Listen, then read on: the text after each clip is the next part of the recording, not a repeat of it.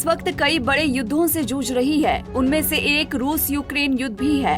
अब रूस ने उन्नत किंजल हाइपरसोनिक मिसाइलों से यूक्रेन की राजधानी कीव पर एक बड़ा हमला किया है।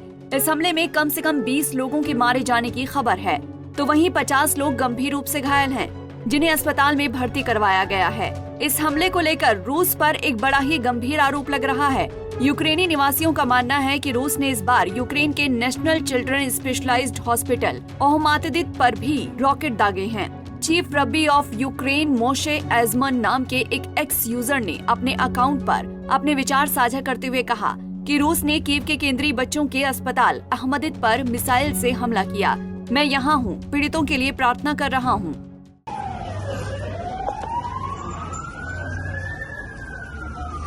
Dear friends, big tragedy here, and now in the center of Kiev, the Ahmadiyat Hospital, Central Children Hospital here.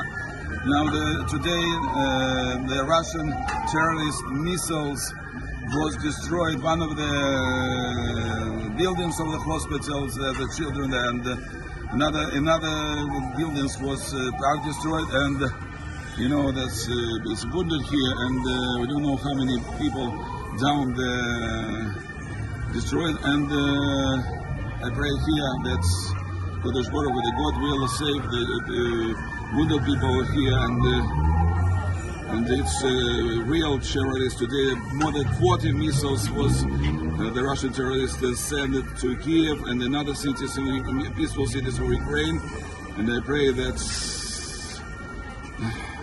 the wounded people will be saved. Social media पर यूक्रेनी निवासियों का मानना है कि ओहमातदित यूक्रेन का सबसे बड़ा बच्चों का अस्पताल है, जहां हर साल देश भर से 20,000 से ज्यादा बच्चों का इलाज किया जाता है। मतलब अगर इस बात में जरा सी भी सच्चाई है तो ये कहीं अधिक भयावह है। इसका मतलब तो फिर ये हुआ कि रूसी राष्ट्रपति व्लादिमीर पुतिन भी इजरायली प्रधानमंत्री बेंजामिन नेतन्याहू की तरह ही युद्ध अपराध को अंजाम दे रहे हैं, क्योंकि अभी हाल ही में फिलिस्तीन पर हुए इजरायली हमलों में वहां के नागरिकों के साथ साथ यूएन के कर्मी तक मारे गए हैं। इस हमले के बाद से यूक्रेन के प्रति मार्मिक भावनाएं रखने वाले लोग एक्स पर वर्ल्ड पावर संयुक्त राज्य अमेरिका के 46वें राष्ट्रपति जो बिडेन और सचिव एंटनी ब्लिंकन का तंज के रूप में शुक्रिया अदा कर रहे हैं। एक एक्स यूजर ने अपने अकाउंट से जो बिडेन और एंटनी ब्लिंकन को टैग करते हुए लिखा, रूस को रोकने के लिए धन्यवाद दोस्तों। जानकारी के मुताबिक रूसी मिसाइलों ने कीव में 3 बिजली सब स्टेशन को भी निशाना बनाया और उन्हें नुकसान पहुंचाया। रूस और यूक्रेन के बीच पिछले 2 साल से लगातार जंग जारी है। इस युद्ध में दोनों तरफ से हजारों लोगों की जान जा चुकी है। यूक्रेनी वायुसेना का कहना है कि रूसी सेना ने सोमवार को यूक्रेनी ठिकानों पर कई बैलिस्टिक और क्रूज मिसाइलें दागी। राजधानी कीव में विस्फोटों को महसूस किया गया और सुना गया। शहर के विभिन्न हिस्सों से धुआं उठते हुए देखा गया। यूक्रेन के आंतरिक मंत्रालय ने इस हमले की जानकारी देते हुए बताया कि इस रूसी हमले में 20 लोगों की मौत हो गई और लगभग 50 लोग घायल हैं। वायुसेना ने बताया कि दिन के उजाले में किए गए इस हमले में किंजल हाइपरसोनिक मिसाइलों का इस्तेमाल किया गया, जो कि रूस के सबसे उन्नत हथियारों में से एक है। किंजल ध्वनि की गति से 10 गुना अधिक गति से उड़ता है, जिससे इसे रोकना मुश्किल हो जाता है।